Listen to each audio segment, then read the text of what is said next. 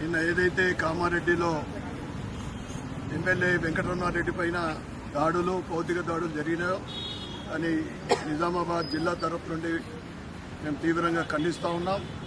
ముఖ్యంగా 2.5 సంవత్సరాల కాలం ముందు ఎన్నికైన వెంకటరమణారెడ్డి కామారెడ్డిని అవినీతిపరం చేయాలని అన్ని శాఖలు కూడా ఇక్కడ కూడా అవినీతి లేకుండా చేయాలని అనే కాన్సెప్ట్ తోటి ముందుకెళ్తా ఉంటే షబీర్ అలీ 9 సార్లు పోటీ చేసి కేవలం 2 సార్లు గెలిచి ఓడిపోయినా గెలిచినా కానీ ప్రభుత్వం తన చేతిలో పెట్టుకున్నట్లు కోట్లాది రూపాయల సంపద పెరుగుతూ ఉంది. ఎవరైనా ఎమ్మెల్యేగా పోటీ చేస్తే ఆర్థికంగా తగ్గుతారు, దెబ్బతింటారు. కానీ ఈయన ప్రతి ఎన్నికల తర్వాత ఇంకా ఆర్థికంగా పటిష్టమవుతా ఉన్నారు.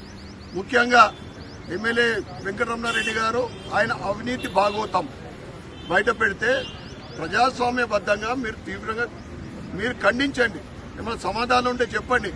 కానీ ఈ విధమైన దాడులని ఇది ప్రజాస్వామ్యంలో సరైన పద్ధతి కాదు.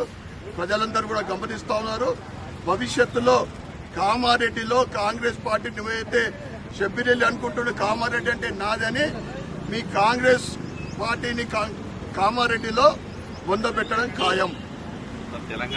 తెలంగాణలో పాటు ముందు కాంగ్రెస్ పార్టీని కామారెడ్డితో ప్రారంభమైంది. జై శ్రీరామ్.